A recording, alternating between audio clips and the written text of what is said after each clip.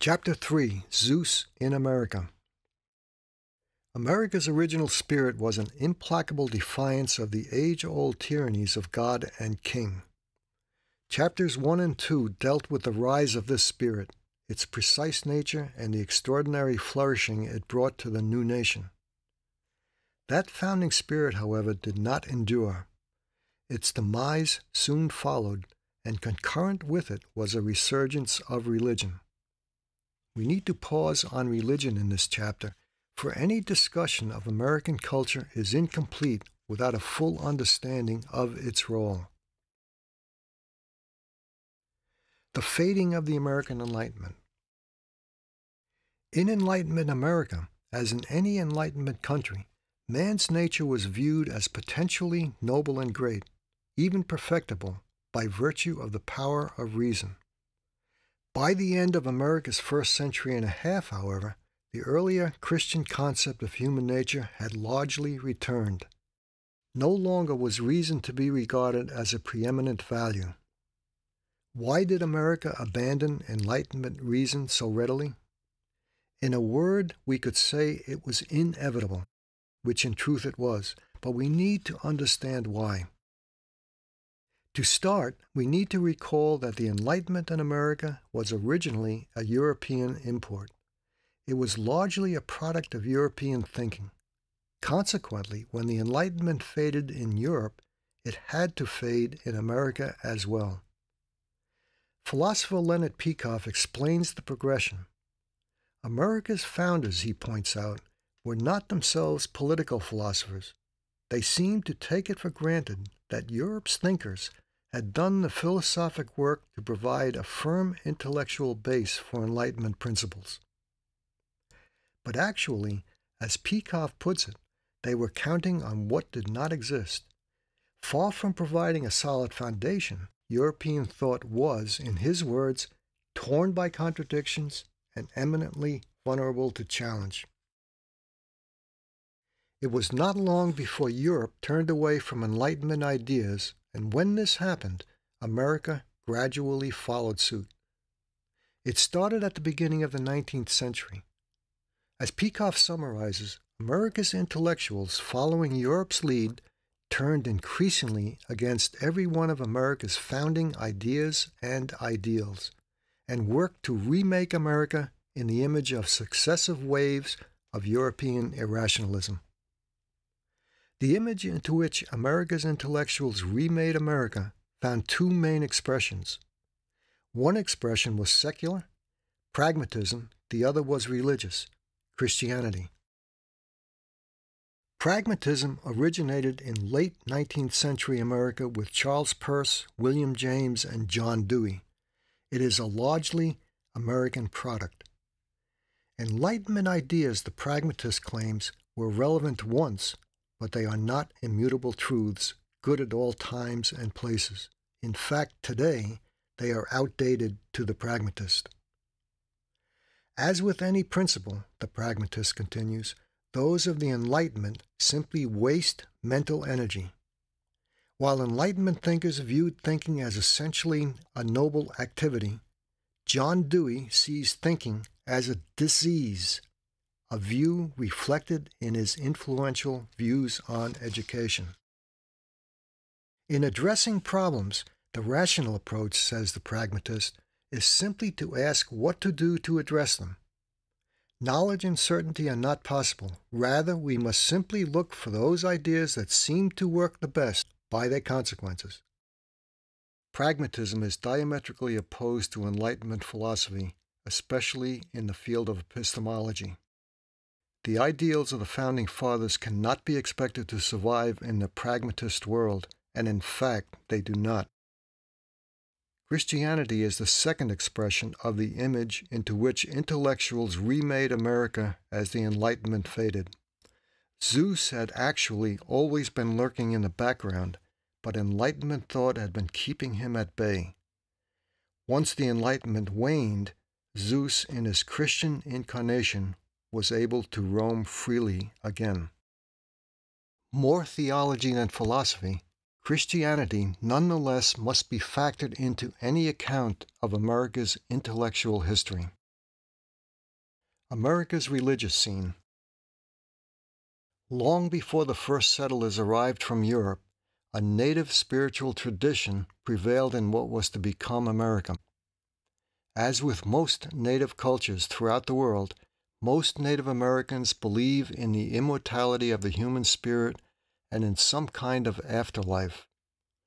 In addition, most recognize an all-powerful and all-knowing master spirit, and they view the material and spiritual realms as unified rather than disparate aspects of reality. Christianity, the focus of this chapter, is something quite different. Its original form in America was the Puritan Calvinism of the Pilgrims.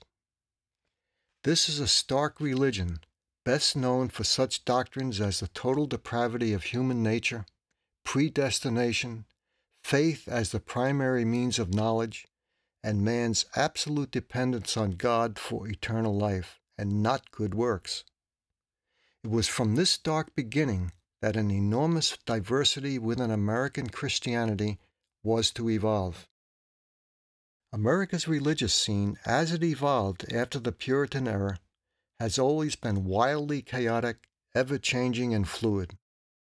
There are hundreds of Protestant sects alone, from prosperity gospelers at one end of the spectrum to new Calvinists at the other. In between, splinter groups abound, such as Charismatics and Pentecostals and the neo-variants of each. Evangelicals are a large force on the religious right, and they might be traditionalists, centrists, or modernists. Additionally, they could be conservative, open, or post. Neo-evangelicals also exist, as well as the evangelical left. Jimmy Carter, 39th President of the United States, falls squarely into this last camp, as does 44th President Barack Obama, discussed later. Within mainline Protestantism, such as Methodists, Lutherans, Presbyterians, and Congregationalists, there is variation as well. And even within Catholicism, where the Vatican historically is a strong unifying force, various factions exist. This is especially the case after the upheavals of Vatican II in the latter half of the 20th century. There are also Christians who regard themselves as non-denominational, but even within this non-committed group, there is noticeable variation. Then there are variations in how intensely people hold their beliefs and how fervently they practice them. Surveys regularly confirm that many Americans are not very fervent at all, preferring their religion light, a Sunday morning church-going activity, if even that. People vary in what they choose to believe, preachers in what they preach, and politicians in how they answer the now inevitable prying into their beliefs. Atheists and agnostics do not get elected in America, nor do Republicans get elected without currying favor from the religious right, early now in the 21st century. Why the variety? It was the American Enlightenment and the Constitution it led to which enabled American religion to thrive so robustly. More than any other factor, and social commentators discuss them at length, it was the Constitution's Disestablishment Clause that led to the rampant flourishing of religion in America. This famous clause is the portion of the First Amendment that reads, "Congress shall make no law respecting an establishment of religion, or prohibiting the free exercise thereof." As one journalist succinctly puts it, America has a deep religious history, but no established church. Consequently, it encourages religious freelancers and entrepreneurs. This nicely points to the business side of American religion and the fact that there is money to be made from it, as televangelists demonstrate so successfully. In America, no religion was ever singled out for state protection. Instead, any religion or even no religion was allowed, and this was historically unprecedented. As the Enlightenment faded, freedom of religion in America continued unabated. constitutionally enshrined and protected, as of course it should be. Order from the chaos. Despite the seeming chaos of America's religious scene, there are ways to make it intelligible. To begin, we can break the 75% of America's adult population that claims to be Christian into three major groups. Though statistics vary and receive much analysis as do significance, surveys regularly confirm that early in the 21st century, evangelical Protestants, Catholics, and mainline Protestants each account for roughly 25% of the entire American population. The remaining 25% is made up of non-Christians or a small percentage of non-believers, atheists, and agnostics. But an even greater simplification is possible. Instead of breaking Christianity into three major groups, we can reasonably divide Christianity into just two major groups.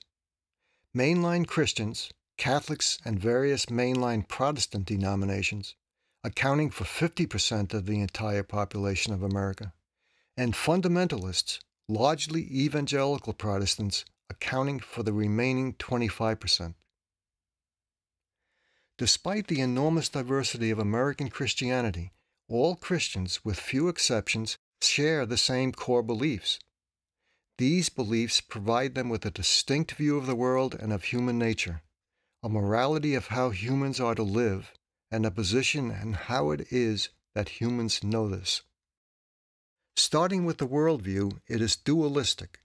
Christians believe that there is a perfect supernatural realm where God exists and an imperfect realm where humans prepare for eternity with Him in heaven. In this endeavor, humans are inherently weak, even depraved as a result of the original fall in the Garden of Eden. But with volition and God's grace, Christians can overcome this weakness and live rightly. Regarding the, quote, rightly, Christianity has much to say. Pride is a great vice, and humility or meekness a blessed virtue. But overall, the highest moral action is self-sacrificial service to the needs of others. As far as how humans know the above, it is through faithful, unquestioning acceptance of higher authority. This is essential, whether from the Bible directly or from other recognized authority. This is core Christianity in a nutshell. In keeping it so brief, there is some oversimplification, but it captures the essence.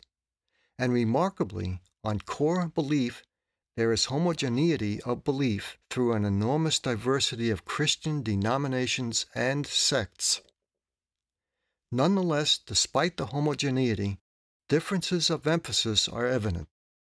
For the large evangelical population, these differences of emphasis are quite dramatic. This is the world of Christian fundamentalism. Fundamentalist Christianity. Tenets.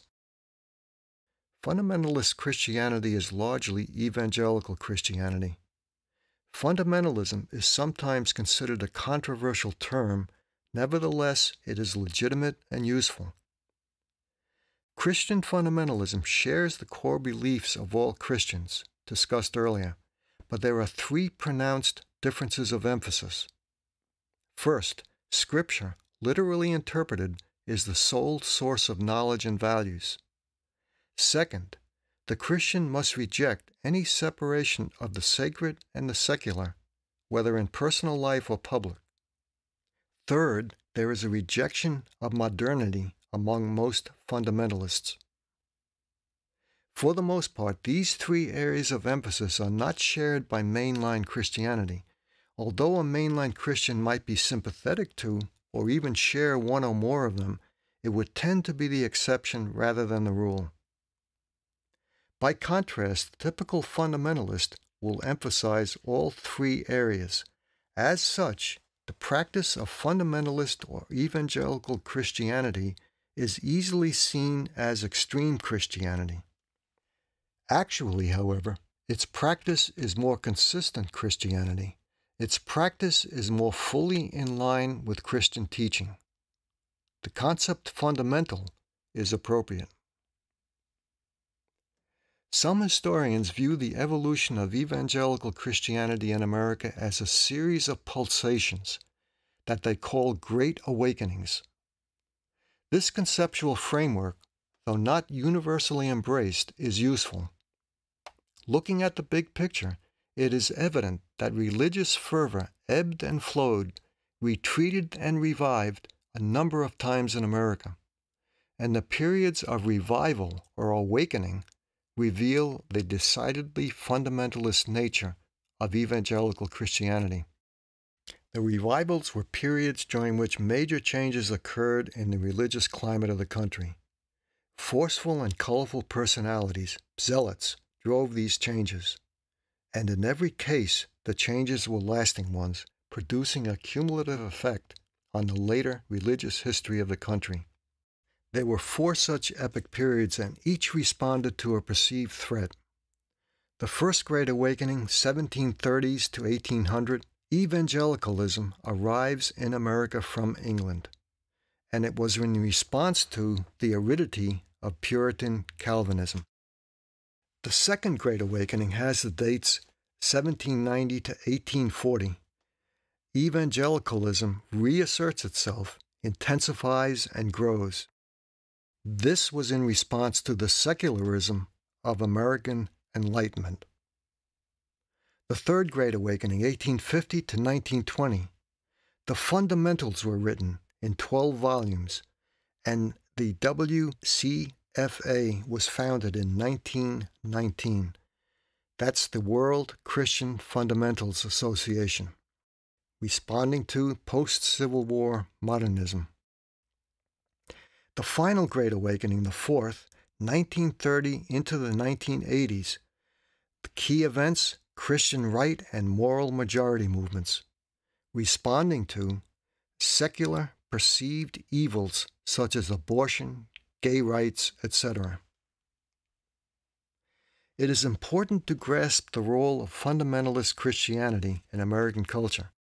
First, it comprises a significant percentage of the American population. Surveys repeatedly confirm the 25% statistics, and that figure is referring to the percentage of the entire American population. Second, this segment of American Christianity has penetrated deeply into the Republican Party. And third, it is also the segment of American Christianity advocating the view that America was founded as a Christian nation whose destiny is to be guided by Christian precepts. By the late 20th and early 21st century, thousands of fundamentalist evangelical pastors, plus millions of their flock, became convinced that Christian duty compels political involvement. They consider themselves Republicans, the party of traditional values. The Christian right, averse to modernity and secularity, largely controls the Republican Party platform in all states but the 6 in the Northeast and the District of Columbia. This did not happen overnight. It was during the 50 years of the Fourth Great Awakening that Christian fundamentalism became entrenched, deeply entrenched in American culture. During that period, numerous fundamentalist alliances formed, similar to the World Christian Fundamentals Association, the WCFA. Large independent congregations formed as forerunners of the later megachurches, Bible colleges, and institutes spread across the land. Widespread use of print and electronic media techniques advanced the Christian cause and opposed school prayer prohibition, abortion, gay rights, and other aspects of modernity and secularity.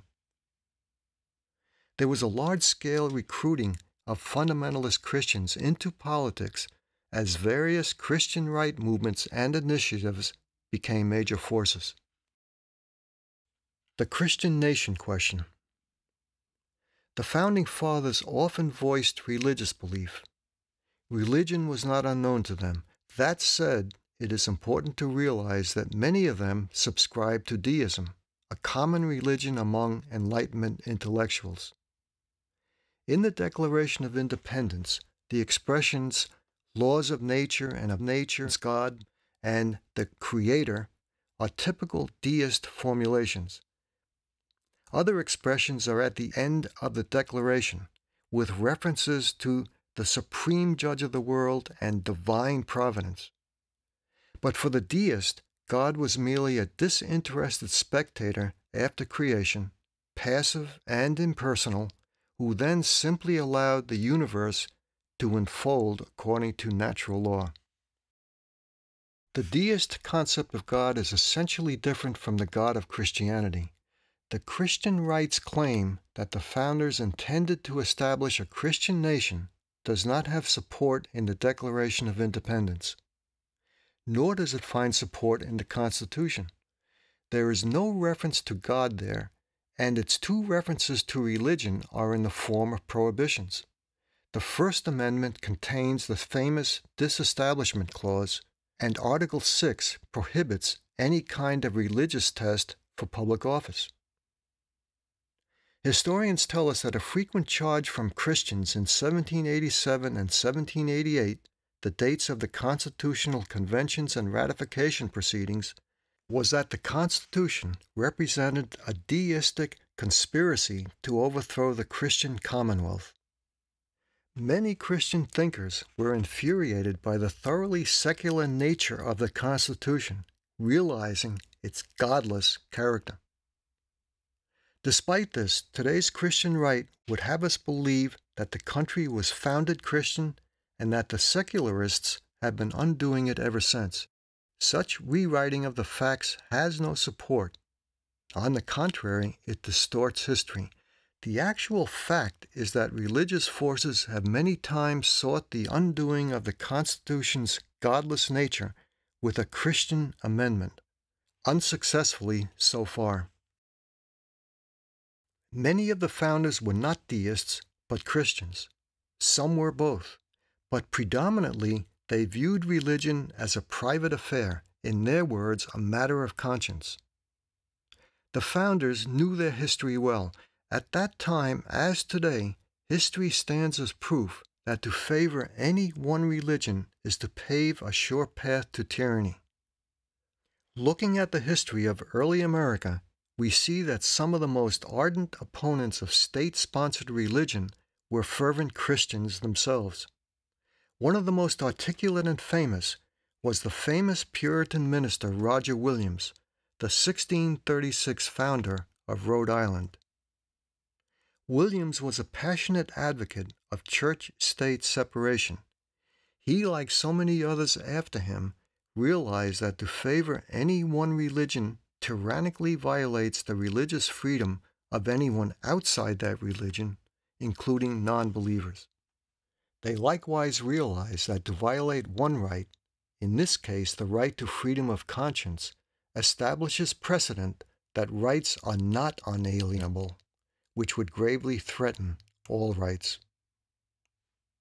Where then does the notion stand that America's founders were aiming to form a Christian nation? In short, it appears to be revisionism. It betrays an ignorance of who the founders were and what they were about, namely, rights and freedom. It distorts history. All indications are that the founding fathers agreed with the earlier Roger Williams that if you violate freedom of conscience, or even compromise it, then it would be a mere matter of time before all rights and freedoms would be compromised and violated. Kramnik and Moore, the scholars often cited in this chapter, are actually quite sympathetic to religion and regard it as a positive social force. But after exploring exhaustively the Christian nation issue from many angles, they conclude that it is not merely a distortion of history, but a vast distortion. Zeus and 21st century America. Despite the above, today's America might be viewed as a de facto Christian state, simply on the basis of demographics. After all, 75% of the American population pledges allegiance to Christianity across an enormous diversity of denominations and sects and subsects. More importantly is that a full quarter of America's total population is evangelical Christian. And evangelical Christianity, defined by the three criteria identified above, is basically fundamentalist. In addition, there are Christian fundamentalists from other sources. Hard statistics are difficult to come by, but the percentage of Christian Americans who are fundamentalist, surely a quarter, could well be upwards of a third of America's entire population. In light of such considerations, it is easy to conclude that America, early in the 21st century, though not a de jure Christian state, is a de facto one. Religion is a real phenomenon.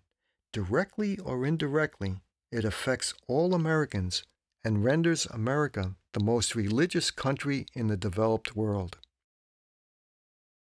On the one hand, 21st century America is highly secular, and on the other, a rampant religiosity seems to pervade it. It values science and technology, it pursues prosperity and material values, but it also engages in an enduring and sometimes torrid love affair with religion. For most Americans, however, such one-hand, other-hand analysis is irrelevant because they deftly incorporate both hands into their lives. We will see this in the coming chapter. As America's enlightenment faded, Zeus reasserted himself. America's original Promethean spirit, intellectual defiance, faded. It met its demise. The way was opened for another mindset and another spirit gradually to fill the vacuum.